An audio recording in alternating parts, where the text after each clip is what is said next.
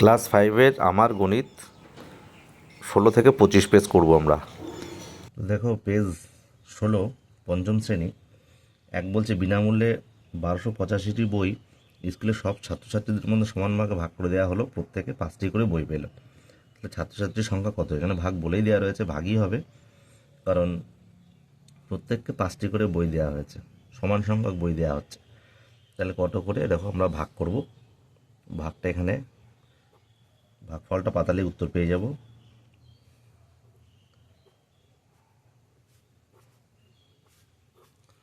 5 দুগুণে 10, 2 8 নামাবো, 5 5 25, 5 7 35। তাহলে কি হবে? তাহলে ছাত্রছাত্রীর সংখ্যা কত? তাহলে এখানে লিখব উত্তর, ছাত্র ছাত্রীর সংখ্যা 257 জন। ঠিক আছে, হয়ে গেল এক দাগ। তারপরে 2 দাগ দেখো, বলেছে যে 1024টি সাদা পৃষ্ঠা দিয়ে 8টি খাতা তৈরি হবে, প্রতি খাতায় এত ভাগ এত সমান কটি সাদা পৃষ্ঠা হবে। তাহলে কার সঙ্গে কি ভাগ দেবো? দেখো 1024 ভাগ 8টি খাতা, 8, এই ভাগ করব। তাহলে যেটা উত্তর সেটাই উত্তর আমাদের হয়ে যাবে ভাগফলটা। তাহলে 1024 8 দিয়ে করলাম, 8 1 8, 2 2 নামালাম, 3 দিলে বেশি হয়ে যাবে, 8 দুগুণে 16, 6 24, 4 নামাবো, তাহলে 8 8 64। তাহলে উত্তর কি? কটি সাদা পৃষ্ঠা আছে? তাহলে উত্তর লিখব কি? 128টি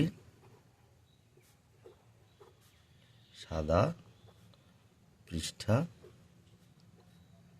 আছে। ঠিক আছে, 2 দাগ হয়ে গেল। দেখো 3 দাগ। 3 বলছে 1233টি ফুল দিয়ে মালা গাঁথা হবে, প্রতিটি মালায় 9টি ফুল আছে, মালা তৈরি হবে কটি? তাহলে মালা তৈরি হবে, আমরা এটা ভাগ করব, 1233 ভাগ 9টি। তাহলে 9 দিয়ে 1233, 9 1 9, 3 3 নামাবো, 4 নং দিলে 4 দিলে 36 হয়ে যায়, 3 নং 27, 7 আর কত হলে 13 হয়, 6 হলে 63, 7 নং 63। তাহলে উত্তর হবে, মালা তৈরি হবে, মালা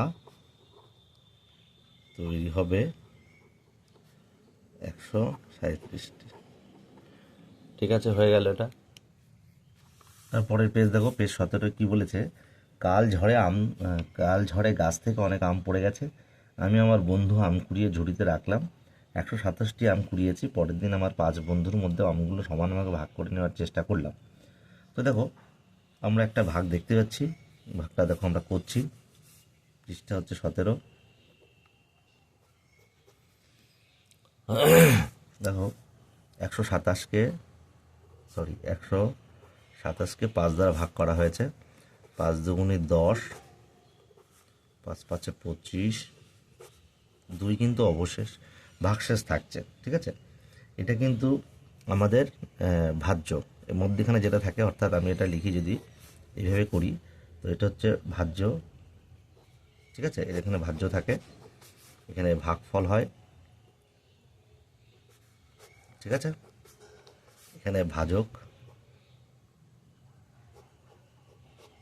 আর নিচে যে পড়ে থাকে অর্থাৎ 2, এ হচ্ছে ভাগশেষ বা অবশিষ্ট।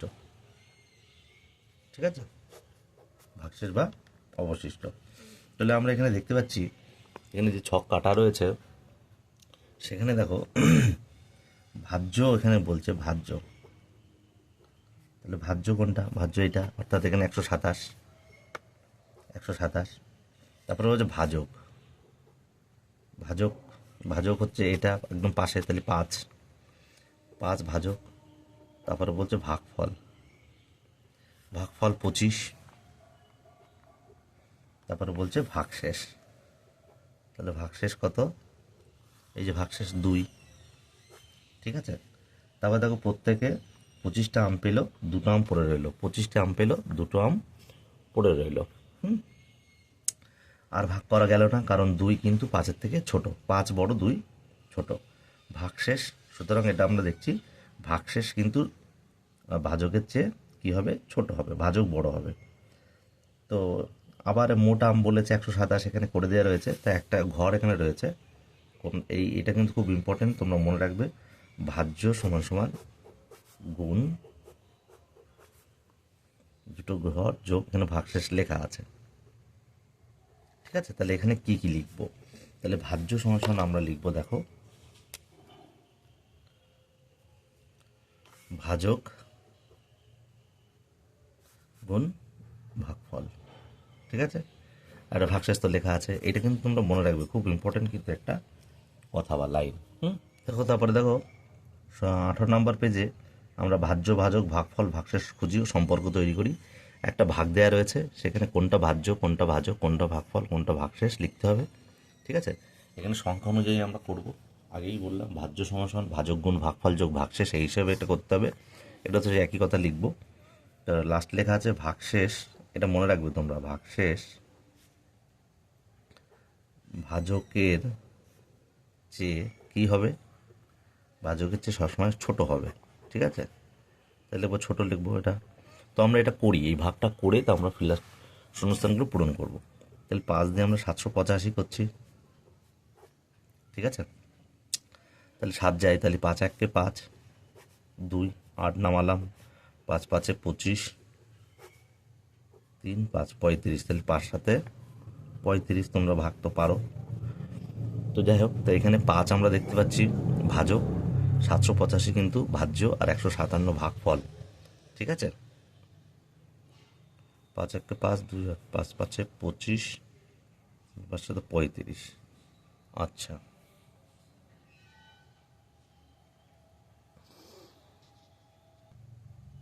তাহলে আমরা ভাগ করলাম। তাহলে এখানে ভাজ্য বলছে কত, ভাজ্য 785 লিখব, 785। তারপরে ভাজক, ভাজক 5, ভাগফল 157, ভাগশেষ কিছু নেই মানে শূন্য লিখব। এবার 785, দেখো 785 কার সঙ্গে কী গুণ করে হলো, দেখো 5 আর 157। ঠিক আছে, 5 আর 157, তাহলে 157 গুণ 5। আর যদি ভাগশেষ থাকতো তাহলে সেটাকে যোগ করতাম, নেই তো শূন্য দেবো। তাহলে ভাজ্য সমান সমান আমরা একটু আগে লিখেছি ভাজক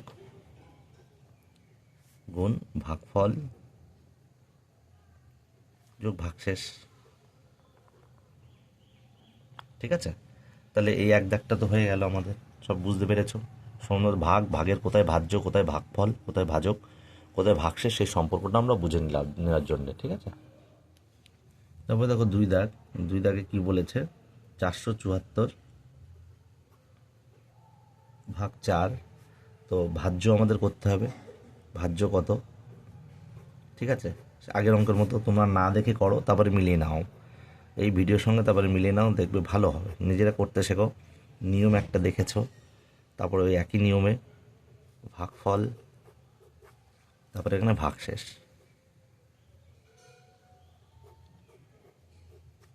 ঠিক আছে, তো সুতরাং এখানে বলেছে ভাজ্য, তাহলে আমরা ভাগটাকে করে নিই। তাহলে 4 দিয়ে আমরা 474কে করব, 4 1 4, 7 নামলো, 4 1 4, 3 4, 4 8 32, 2। তাহলে দেখতে পাচ্ছি 2 ভাগশেষ এসে গেছে, 118 ভাগফল, 4 ভাজক, 474 ভাজ্য। তাহলে ভাজ্য হচ্ছে 474 আর ভাজক হচ্ছে 4। ঠিক আছে, ভাগফল 118 আর ভাগশেষ তো 2 হলো। তারপরে লাইনে দেখো কি বলছে 2 দাগে, সুতরাং ভাজ্য ভাজ্য সমান সমান কী হবে, ভাজ্য সমান সমান আমরা লিখতে পারি ওটা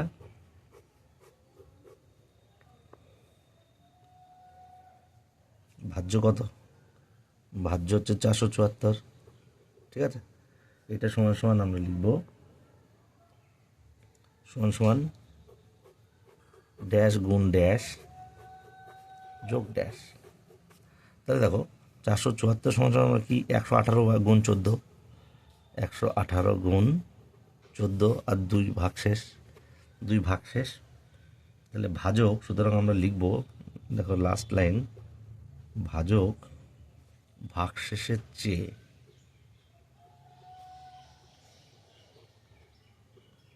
তাহলে ভাজক কোনটা? এটা। ভাগশেষের চেয়ে কি? ভাগশেষের চেয়ে ভাজক কি? বড়। তাহলে এখানে লিখবো বড়। ঠিক আছে।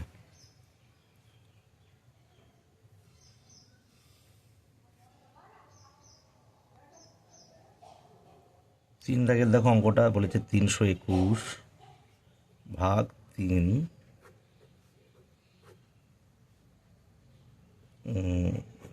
তো ভাজ্য আমরা বসাবো।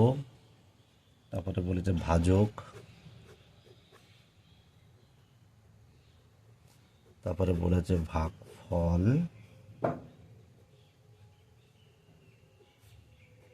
তারপরে ভাগশেষ। তো দেখো আমি পাতিয়ে নিই আগে। ভাজ্য সমান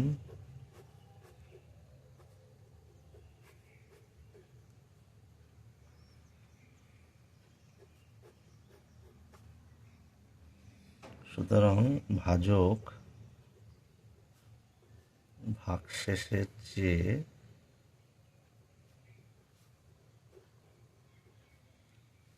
আমরা দেখছি সেটা। ঠিক আছে, শুধু বড় হবে, তাও দেখো আমরা ভাগটা করে নিই। আমরা এখানে করছি 321কে আমরা 3 দিয়ে ভাগ করব।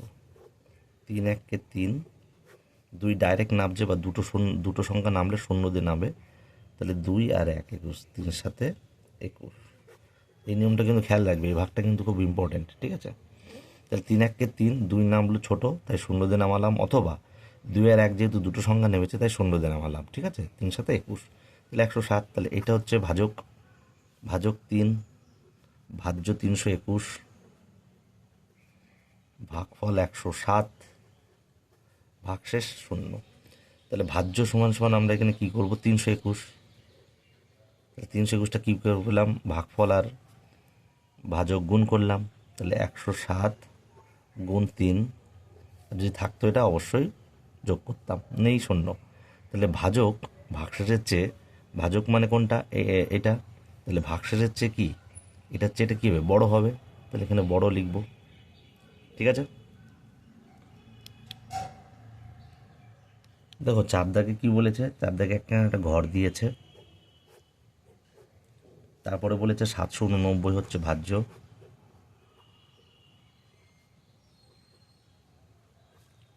ঠিক আছে, ভাজক বলেছে 6,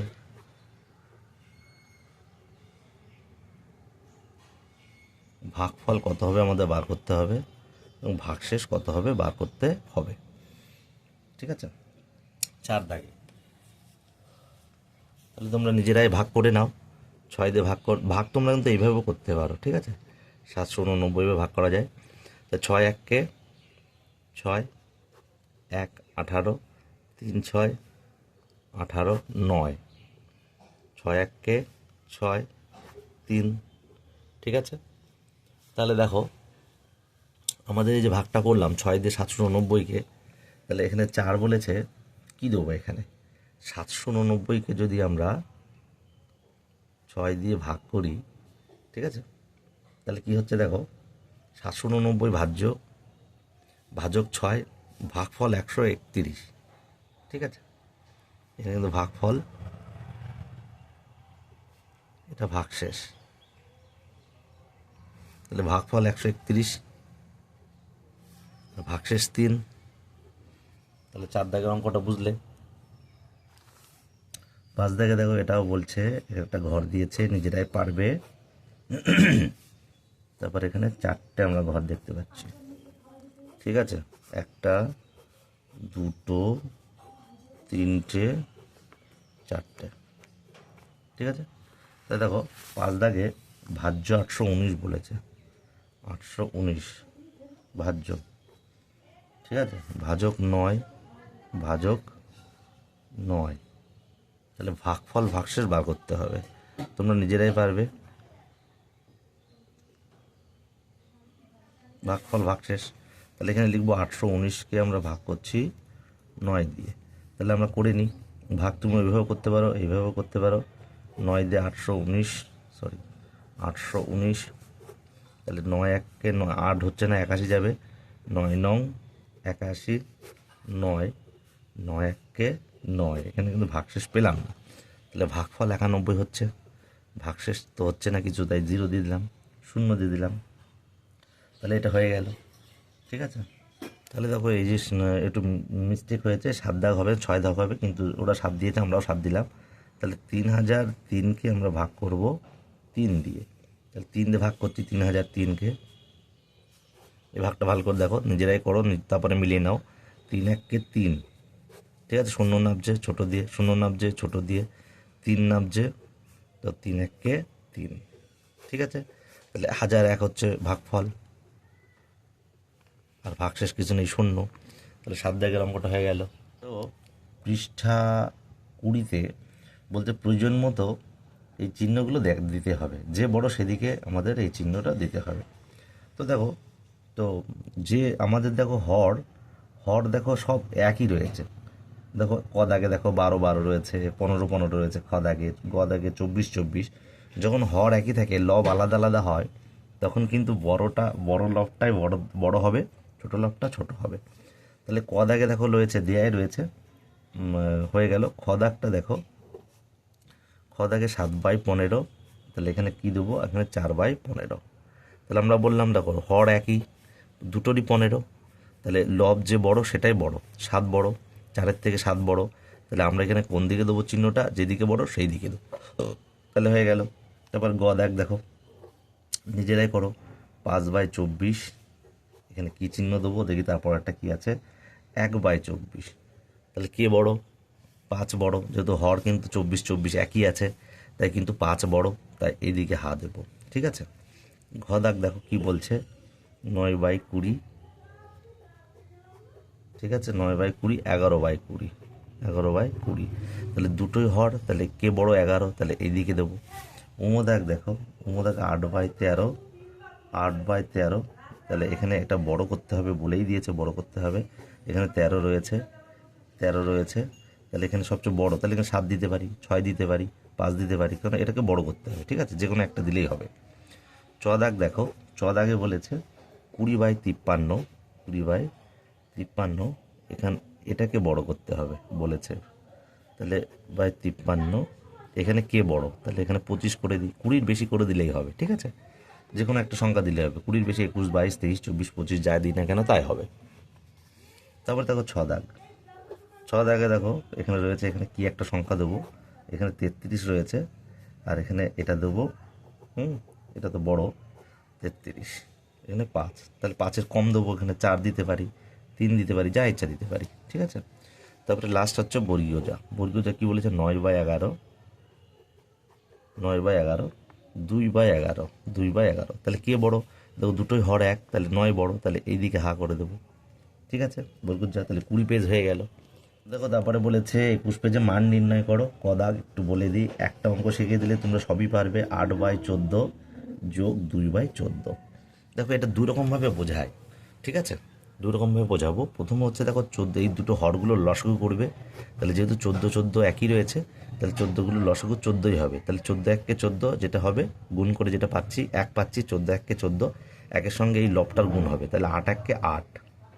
এটাও দেখো 14 এককে 14 1, 2 এককে 2, তাহলে 8 যোগ 2 হচ্ছে 10/14। ঠিক আছে, এবার কাটাকাটি গেলে কাটাকাটি করবো, লঘিষ্ঠতম আকারে করব, 2 দিয়ে, 5 দুগুণে 10, 7 দুগুণে 14, তাহলে উত্তর হচ্ছে 5/7।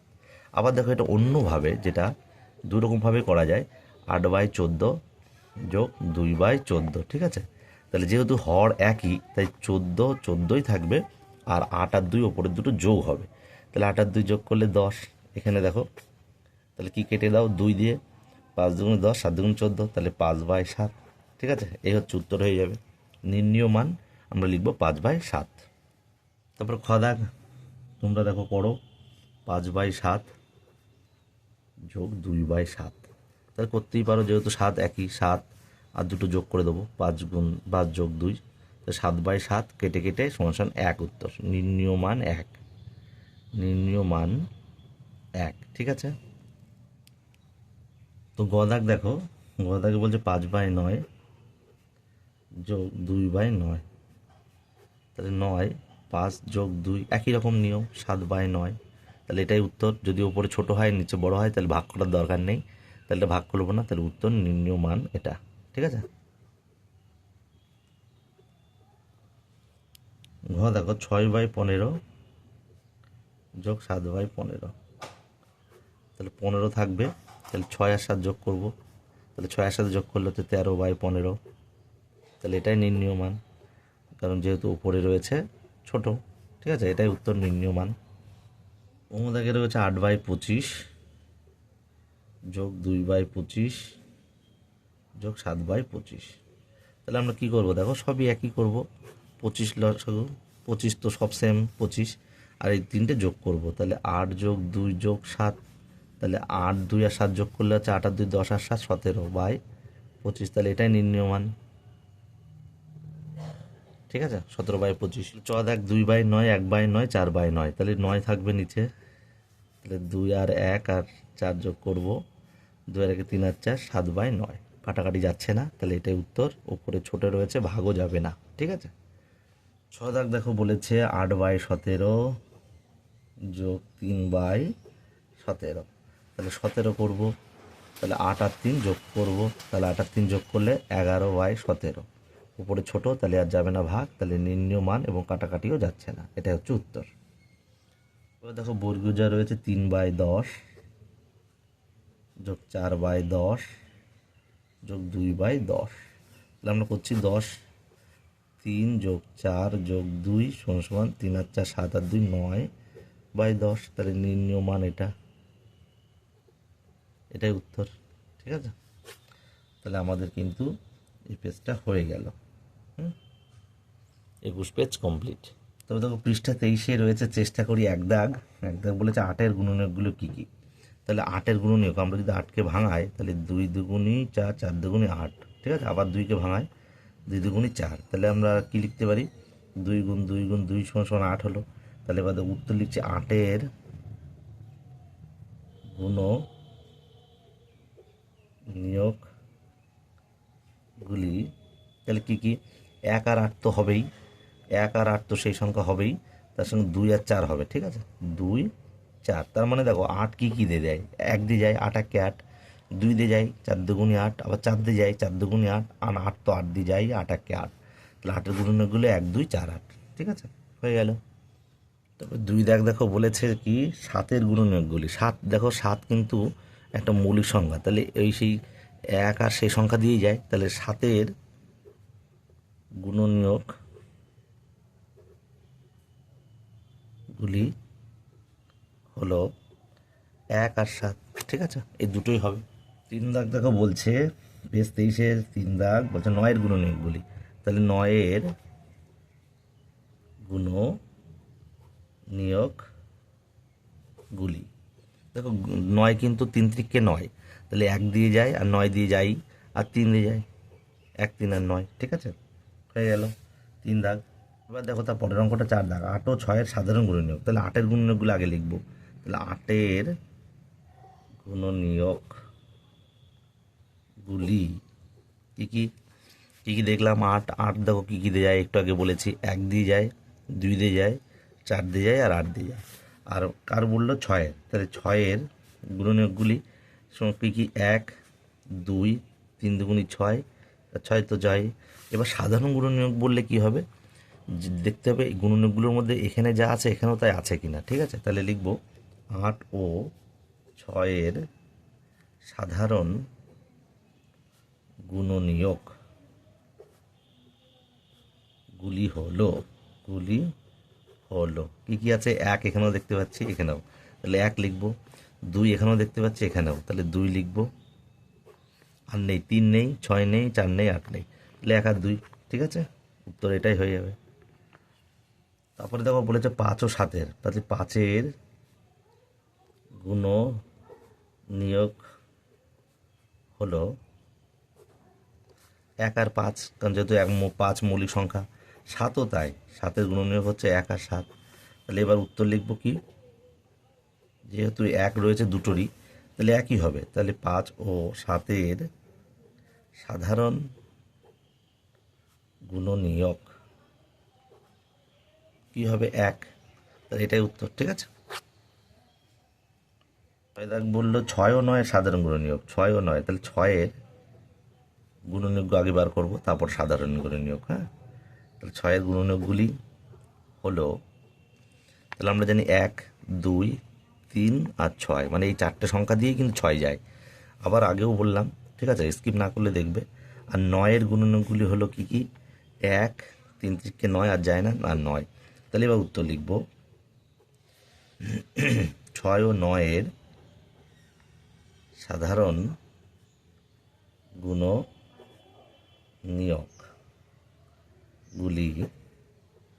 1 যাচ্ছে, দেখো 1, তাই 1 লিখব। 2 নেই, 3 যাচ্ছে দুজনের ক্ষেত্রেই, তাহলে 1 আর 3, তাহলে এটাই উত্তর, ঠিক আছে। 24-এ দেখো যে নীল কালি দিয়ে যে লেখাগুলো ভালো করে পড়বে, ঠিক আছে, যে যৌগিক সংখ্যা কোনগুলি এবং মৌলিক সংখ্যা কোনগুলি, এক মৌলিক নয় আবার যৌগিকও নয় কেন, এগুলো কিন্তু মনে রাখবে, ঠিক আছে। তো 25 পেজের 2 দাগের অঙ্ক কি বলছে, 1 থেকে 50-এর মধ্যে মৌলিক সংখ্যাগুলি। তাহলে 1 থেকে 50-এর মধ্যে মৌলিক সংখ্যাগুলি হলো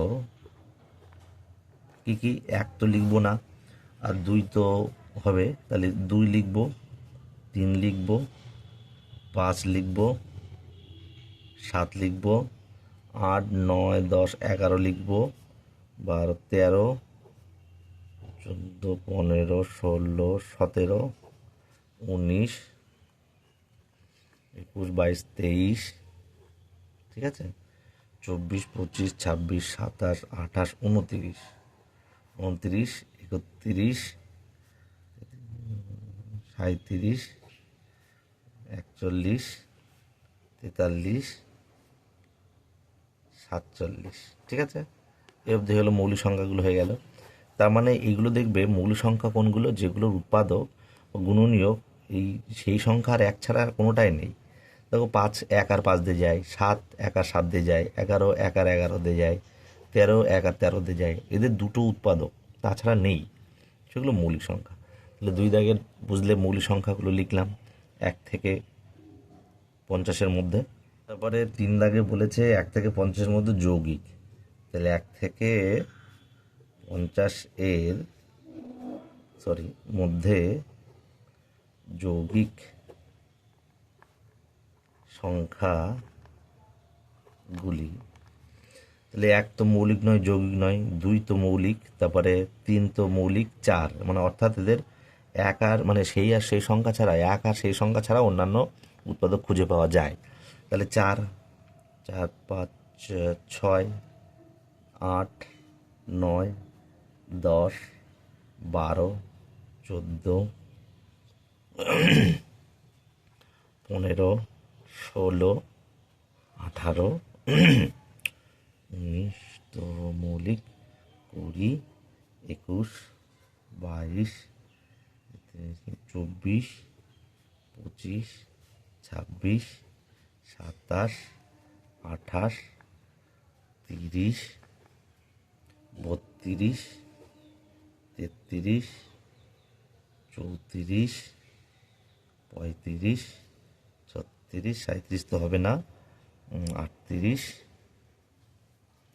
39, 40, 41 হবে না, অর্থাৎ এখানে 40 হয়ে গেলে 41 হবে না, 42, 43 হবে না, 44, 45, 46, 47 হবে না, 48, 49, 50, ঠিক আছে।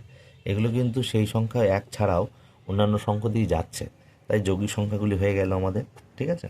বলেছে 2 ছাড়া প্রত্যেক জোড় সংখ্যা মৌলিক না যৌগিক, তাহলে 2 ছাড়া প্রতিটি জোড় সংখ্যা মৌলিক না যৌগিক, দেখো 2 ছাড়া যৌগিক হবে, ঠিক আছে, কারণ 2 হচ্ছে একমাত্র উত্তর হবে কিন্তু যৌগিক, ঠিক আছে। 2, 4 প্রতিটি জোড় সংখ্যা যৌগিক, ঠিক আছে, কারণ প্রত্যেকটা যায়। এক আর সেই সংখ্যা ছাড়া অন্য সংখ্যা দিয়েও যায়, কিন্তু 2 হচ্ছে এমন একটা জোড় সংখ্যা যেটা কিন্তু মৌলিক, খেয়াল রাখতে হবে। 2 হলো, একটু লিখে দিই, এটা খুব ইম্পর্ট্যান্ট বা গুরুত্বপূর্ণ কথা। 2 হলো এমন একটি মৌলিক সংখ্যা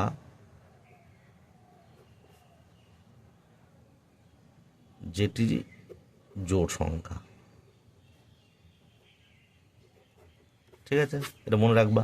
তাহলে উত্তর বলেছে 2 ছাড়া প্রতিটি জোড় সংখ্যা মৌলিক না যৌগিক, তাহলে আমি লিখবো 2 ছাড়া প্রতিটি জোড় সংখ্যা কিন্তু যৌগিক, ঠিক আছে, হয়ে গেল 4 দাগ। তারপরে দেখো বলেছে মৌলিক জোড় সংখ্যা লিখি, তাহলে মৌলিক জোড় সংখ্যা তোমরা নিজেরাই বলো, মৌলিক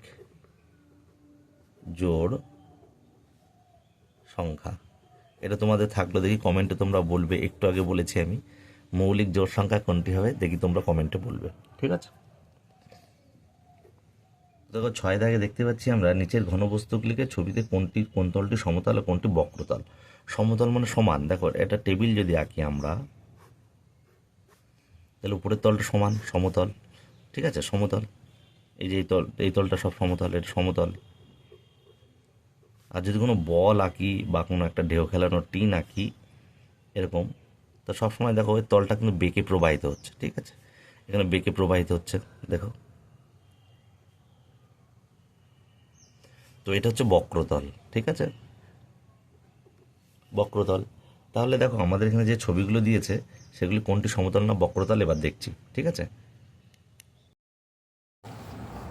তাহলে এক দাগ দেখো, এক দাগ বলছে একটা বাক্স দেখতে পাচ্ছি, 3টে তল এখানে দেওয়া রয়েছে, 3টে তলে কিন্তু সমতল, ঠিক আছে। খ দাগে দেখো একটা লুডোর গুটি দেখতে পাচ্ছি, 3টি তল এখানে দেওয়া রয়েছে, 3টি তলে কিন্তু সমতল, ঠিক আছে। গ দাগে দেখো দেওয়া রয়েছে একটা শঙ্কু আকৃতির, তো এক দাগটা কিন্তু বেঁকে প্রবাহিত হবে, তাই বক্রতল, 2 দাগ কিন্তু নিচেরটা কাটা অর্থাৎ সমতল। ঘ দাগে দেখো রয়েছে 2টো তল, ঠিক আছে, এক দাগটা বক্রতল আর উপরের তলটা কিন্তু সমতল।